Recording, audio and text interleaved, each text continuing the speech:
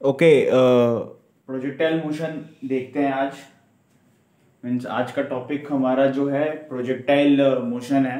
ठीक है, क्योंकि देखो मोशन इन 2D प्लेन हमने मैंने कि शुरू करना था हमें, तो उसके अंदर का ये टॉपिक है। और इसके पहला वाला जितना भी पोर्शन है ना मोशन इन 2D वाले में, वो वेक्टर अलजेब्रा वाले पोर्शन में हमने उसे कवर अप कर लिया। Means addition of vectors starting में motion in 2D vector algebra से ही शुरू होता है। तो मैंने जो आपको एक अलग से टूल करके करवा दिया ना, तो वो भी उसी का पार्ट ही था, मोशन इन 2D का पार्ट ही था। तो इसका बस लास्ट टॉपिक हम देखेंगे, वो है प्रोजेक्टाइल मोशन। ठीक है, मैं एक बार टॉपिक को खोल लेता हूँ ताकि मैं आप लोगों को टॉपिक को देख के पढ़ा सकूं। ठीक है, क्योंकि तो शायद क्या है ना, मैं हर एक पॉइंट मेरे को याद रहे कि हाँ ये मेरे को आपको बताना है। तो जब तक ये ओपन होता है हम टॉपिक का नाम लिख लेते हैं पहले। ओके, टॉपिक का नाम लिख लेते हैं सबसे पहले। आई होप आपको मेरी आवाज़ प्रॉपर आ रही होगी, वरना दरवाज़ा चलो ठीक है। वैसे रात को मैं रिकॉर्ड कर रहा हूँ, वैसे मैं प्रोजेक्टाइल मोशन ऐसे लिख लेते हैं, प्रोजेक्टाइल मोशन। ठीक है, प्रोजेक्टाइल मोशन। ओके, एक बार देख लो। यस, अभी सही आ रहा है प्रोजेक्टाइल मोशन। ओके, तो देखो इसका मतलब कि बेसिक सा फंडा इसका ये है कि आप प्रोजेक्टाइल के बारे में क्या समझते हो। सबसे पहले what do you mean by projectile. Okay, कोई भी चीज को, जैसे कि कोई भी चीज हो, मैंने कि एनीथिंग, एनी ऑब्जेक्ट। ठीक है, ये मार्कर भी को ले लो अगर, या फिर कुछ भी ले लो, एक छोटा सा बॉल ले लो, उसे आप इस प्रकार से फेंकते हो। ठीक है, you throw it like this ना, और ये आगे जाके कहीं पे ऐसे करके ग्राउंड है, यहाँ पे जाके गिरता है।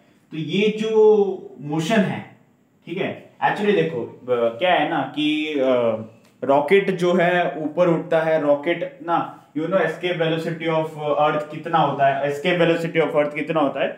तो escape velocity of the earth होता है 11 किलोमीटर पर सेकेंड, इतना होता है। अब रॉकेट को प्रोजेक्टाइल मोशन हम नहीं बोलेंगे एक तरह का, क्योंकि वो तो भैया निकल रहा है, वो तो आउट ऑफ द ग्रेविटी चला जा रहा है। ठीक है, बेसिकली कोई भी चीज को अगर आप यूं पैराबोलिक वे में अगर फेंकते हो या फिर ऐसे ही फेंकते हो, तो ड्यू टू ग्रेविटी ये ऐसे करके बेंड हो जाता है। तो ये जो लोकस है, इसी को हम एक प्रोजेक्टाइल का मोशन बोलते हैं, और ये जो ऑब्जेक्ट है ये प्रोजेक्टाइल बन जाता है ना। ठीक है, समझ सकते हो। मीन्स इसका जो लोकस का जो पूरा शेप है ना, ये एक पैराबोलिक शेप है, और इसी टाइप के मोशन को हम प्रोजेक्टाइल मोशन कहते हैं। मीन्स ऑब्जेक्ट तो कुछ भी हो सकता है, ठीक है, ऑब्जेक्ट एनीथिंग ना, ये ऑब्जेक्ट को हम प्रोजेक्टाइल कहते हैं। ठीक है, और एक चीज यहाँ पे आपको ध्यान रखना है। ठीक है, तो ये यही चीज है। और यहाँ पे जो है ना, इस ऐसे टाइप के मोशन में दोनों वर्टिकल और हॉरिजॉन्टल वेलोसिटी इंक्लूडेड है ना। यहाँ पे आप देख पा रहे हो कि जो हॉरिजॉन्टल वेलोसिटी है वो इस तरफ है। अगर इसे मैं कंपोनेंट में तोड़ू इस वेक्टर को, क्योंकि देखो अभी आप लोगों ने वेक्टर पढ़ लिया है, वेक्टर अलजेब्रा सीख लिया है, तो फिर ये आप समझ सकते हो कि कंपोनेंट में मैं कैसे तोड़ रहा हूं, कैसे ना। रिजोल्यूशन ऑफ वेक्टर मैंने पढ़ाया था आपके मोशन इन 2D वाले प्लेन में भी यही है। ओके, दिख रहा है ना आपको, ऑल राइट। तो मोशन इन 2D वाले प्लेन में भी आपका यही है। तो समझ रहे हो। रुको, इसमें कोई एग्जाम्पल दे रखा है कि नहीं, देखता हूं मैं। एग्जाम्पल वही है जो मैंने बोला, कुछ भी फेंको आप। ठीक है, एक चीज, अब यहाँ पे एक चीज ध्यान रखो, जो मैं ऑब्जेक्ट ऐसे फेंक रहा हूँ, फॉर एग्जाम्पल आप जब किसी ऑब्जेक्ट को ऊपर की ओर फेंकते हो, मीन्स ऊपर की ओर उछालते हो, ठीक है, ऐसे करके, देखो ये सूख गया, ऊपर की ओर अगर आप इसे उछालते हो तो उसके ऊपर एक्सेलरेशन ड्यू टू ग्रेविटी लगता है ना, जी लगता है उसके ऊपर। जी इज इक्वल टू क्या, 10.0 मीटर पर सेकेंड में 10 मीटर पर सेकेंड स्क्वायर, ये इतना लगता है।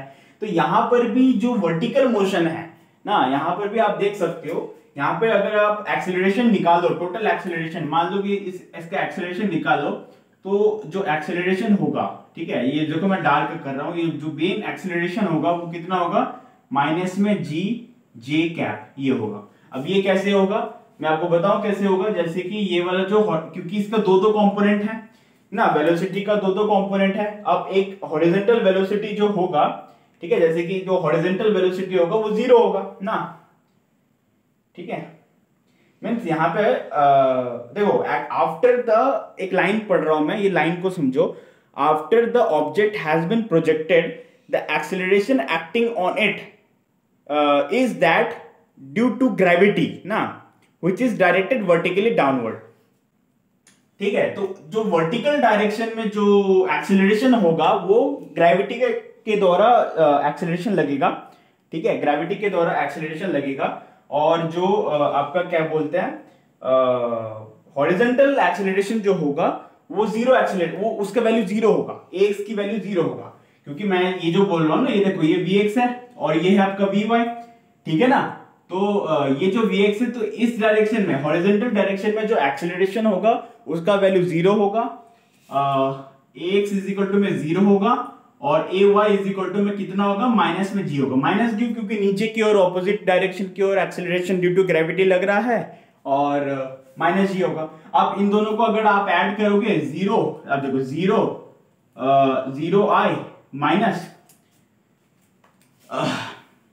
g, डार्क नहीं हो रहा है, एक मिनट, जी जे कैप। अब ओवरऑल एक्सेलरेशन का फॉर्मूला यही आ गया, तो यहीं से ये वाला मैंने लिखा डायरेक्टली, आपको समझ में आया होगा मैं जो बोल रहा हूं, ओके। तो यही है, इसके आगे हम बढ़ते हैं। देखो आपको दिख रहा है कि नहीं, ऑल राइट, या ऑल राइट, ओके ओके। अब यहाँ पे हम ये देखो कंपोनेंट को लिखते हैं पहले। मैंने कि ये जो दो कंपोनेंट मैंने लिखे ना, vx और vy, इसकी वैल्यू को हम लिखते हैं, ठीक है।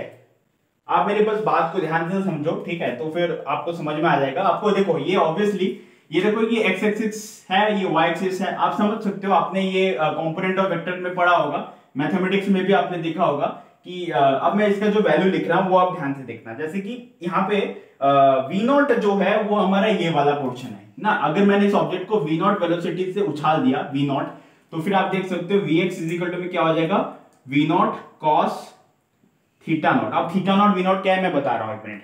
और वी वाई क्या हो जाएगा, ये हो जाएगा we naught sine theta naught. तो ये थीटा नॉट क्या है, ये एंगल है ना, ये एंगल जो ये बना रहा है,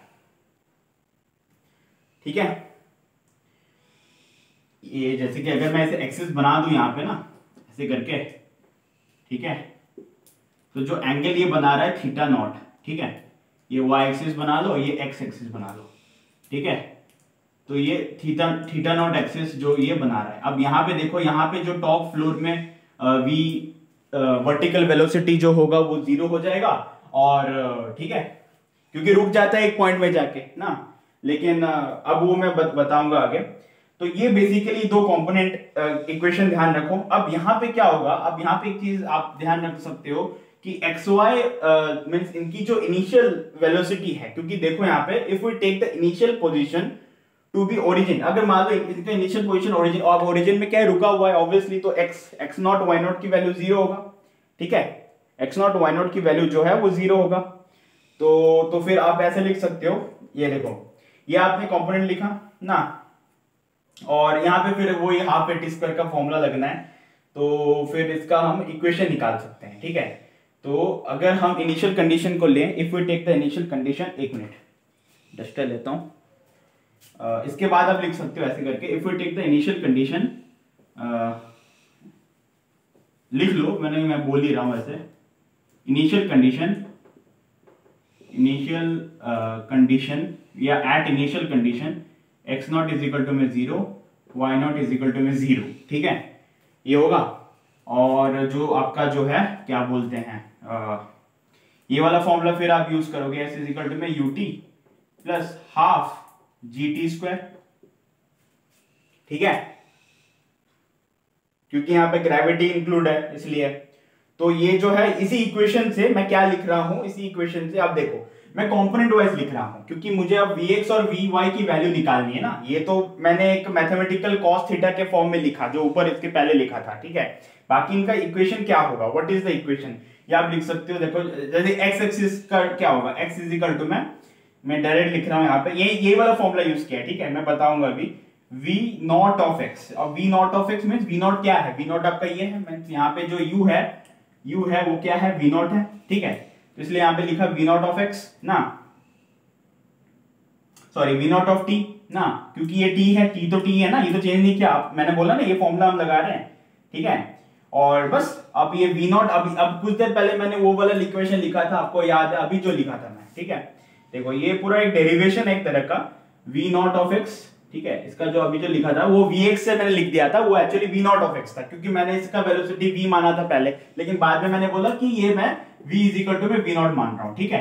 तो यहाँ पे आप लिख सकते हो, ठीक है, यहाँ पे आप क्या लिख सकते हो, यहाँ पे आप लिख सकते हो वी नॉट एक्स की वैल्यू क्या आ जाएगी, v naught cos theta naught, और वी नॉट वाई की वैल्यू क्या आ जाएगी, v naught sine theta naught. बस इसकी वैल्यू यहाँ पे पुट कर दो, यहाँ पे बाद में हम पुट करेंगे, तो वी नॉट की वैल्यू यहां से हम लिख लेंगे, ठीक है।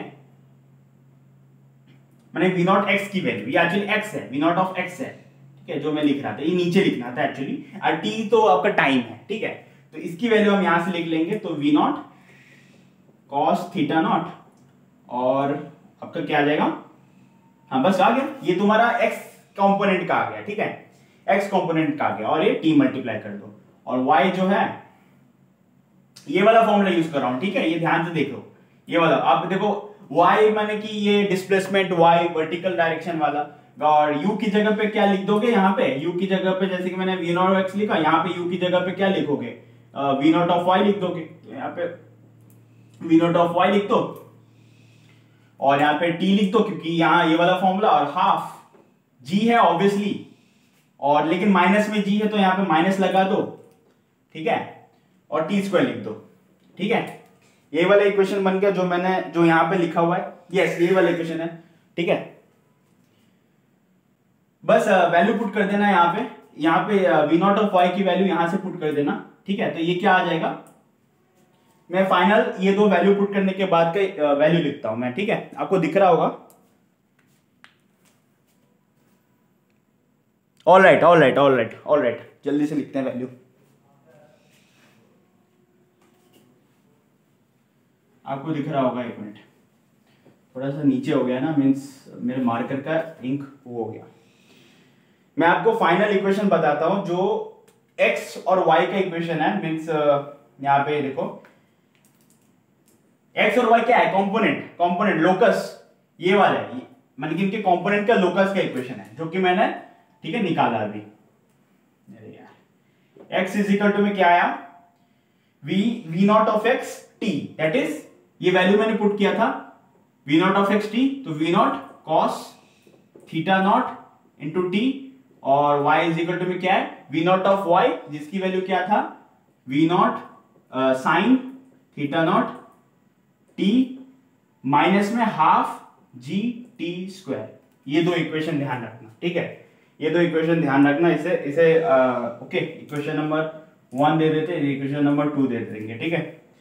उसके बाद ऑल राइट, तो उसके बाद यहाँ पे हम डायरेक्ट फॉर्मूला देखेंगे, देखो तो ये चीज है ना, तो ये बेसिकली अब इसी से हम अलग अलग 3 फॉर्मूले डिराइव करते हैं। एक तो मैक्सिमम हाइट का, इस प्रोजेक्टाइल का मैक्सिमम हाइट कितना है ना, ठीक है, और टाइम ऑफ फ्लाइट का, ठीक है, और रेंज का, कितना दूर में जाके ये गिरा।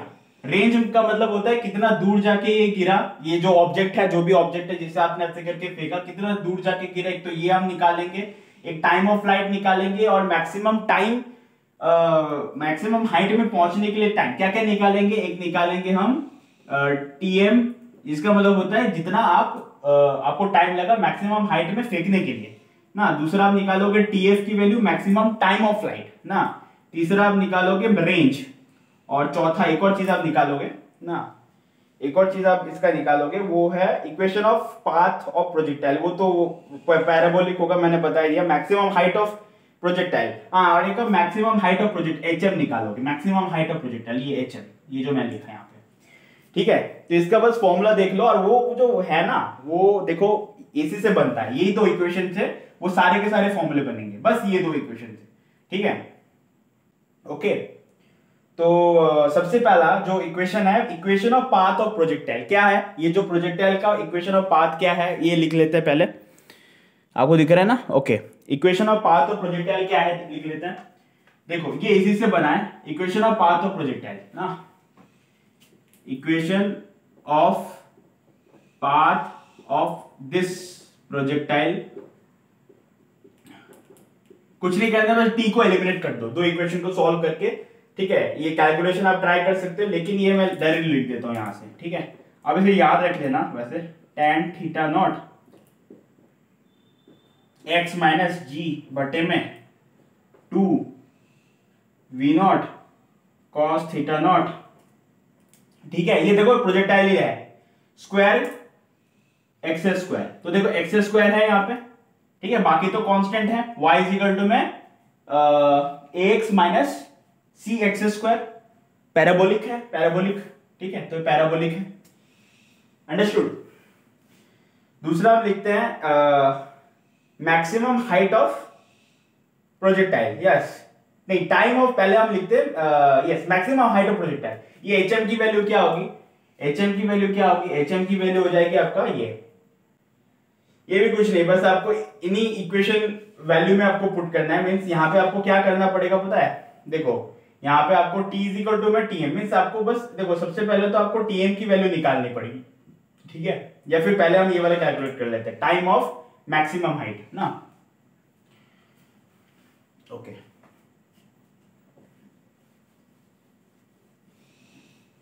मिटा देते हैं, इसकी जरूरत नहीं है।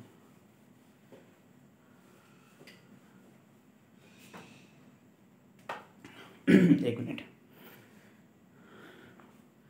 देखो the maximum yes time of maximum height, एक फॉर्मूला आपको बस देखो, आपको बस बेसिकली फॉर्मूला याद रखना है ना। मैंने बेसिक जो इक्वेशन है वो मैंने आपको बताया समझाया, अदरवाइज जो मेन फॉर्मूला है टाइम ऑफ यही है, मैक्सिमम हाइट, मतलब कि कितना टाइम लगेगा उस ऑब्जेक्ट को ऊपर मैक्सिमम हाइट में रीच करने में। तो वो जो वो जो इक्वेशन है उसी में सब्स्टिट्यूशन करेंगे। एक तो वी वाई, देखो वो उसके लिए बहुत बड़ा थोड़ा सा कॉम्प्लिकेटेड डेरिवेशन है, मैं अगले वीडियो में इसे कवर करूंगा, लेकिन अभी के लिए आप बस फॉर्मूला याद रखो। मींस मैं जो कह रहा हूँ वो फॉर्मूला है, क्योंकि फॉर्मूला इंपॉर्टेंट है, क्योंकि डायरेक्ट यूज आता है, ठीक है। अब देखो एग्जामिनेशन में, एमसीक्यू वाले एग्जामिनेशन में जो आपके एंट्रेंस, उसमें तो नहीं पूछेगा, स्कूल वाले में पूछता है, ये मैं मानूंगा, लेकिन करवा दूंगा चलो ना। अभी के लिए बस, आज के लिए बस ये फॉर्मूला ये वाले याद रखो, मैं क्वेश्चन करवाऊंगा पहले, उसके बाद डेरिवेशन अलग से मैं भेज दूंगा, ठीक है।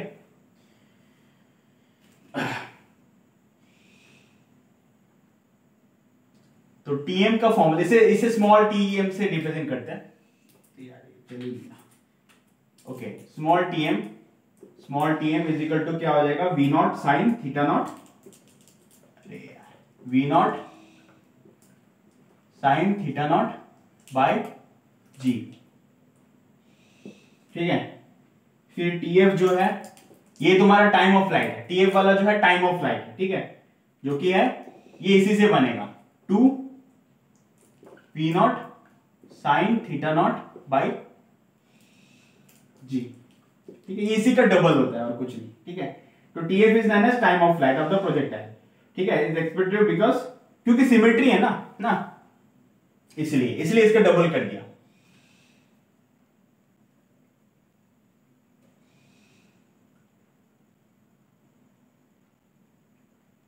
फिर मैक्सिमम हाइट ऑफ प्रोजेक्टाइल का मैक्सिमम हाइट, ठीक है, एचएम, जो मैंने आपको बताया था कितना ऊपर तक वो मैक्सिमम हाइट में जाएगा, तो इसका हो जाएगा आपको अब ये याद रखना डायरेक्ट, पहली बात तो क्योंकि आपको टर्मिनोलॉजी समझा दिया मैंने कि वी नॉट क्या है, साइन थीटा नॉट क्या है, ठीक है, तो आप यूज कर सकते हो इसे डायरेक्टली, ठीक है, बटे में 2g, ठीक है, ओके। और मुझे पता है थोड़ा सा कॉम्प्लिकेटेड हो जाता है, और रेंज मतलब कि जो आपका सबसे ज्यादा डिस्टेंस ट्रेवल करने वाला, v naught square sine 2 theta naught बटे में g, ठीक है। अब इसमें आपको पता है ये मैक्सिमम कब होगा, जब ये जो थीटा नॉट है ये 45 डिग्री होगा, ठीक है, क्योंकि साइन थीटा की वैल्यू मैक्सिमम कब होती है, जब 90 डिग्री होती है, और 90 डिग्री कब होगा, जब π/4 होगा, ठीक है, क्योंकि थीटा नॉट की वैल्यू अगर π/4 अगर आप रखोगे तो 2 थीटा नॉट की वैल्यू क्या आ जाएगी, 2 इंटू में π/4, तो ये π/2 आया। और साइन π/2 क्या होता है, साइन 90 डिग्री, दैट इज 1। तो मैक्सिमम वैल्यू आएगी, तो क्या आ जाएगी वो V0²/g, ये आएगी ना। तो ये आपका मैक्सिमम रेंज का फॉर्मूला है, ये आप ध्यान रखना, ठीक है। कभी कभार पूछ लेता है, और यहाँ पे बस आपको ये ध्यान रखना है कि क्या बोलते हैं, जब 45 डिग्री एंगल से हम किसी क्रिकेट बॉल को हिट करते हैं तो वो छक्का मरता है, मैंने कि 6 जाता है, 6 छक्का, ठीक है। इसी हिसाब से वो लॉजिक लगता है। तो क्रिकेटर्स जो है वो कोशिश करते हैं कि 45 डिग्री के एंगल पे 6 मारे, ठीक है, तभी वो उसका रेंज सबसे ज़्यादा दूर जाता है और ग्राउंड के बाहर, और इंडिया मैच जीतती है। चलिए, थैंक यू सो मच। ये फॉर्मूला बस ध्यान रखना, डेरिवेशन मैं किसी और वीडियो में करवा दूंगा अगर आप बोले तो। Thank you.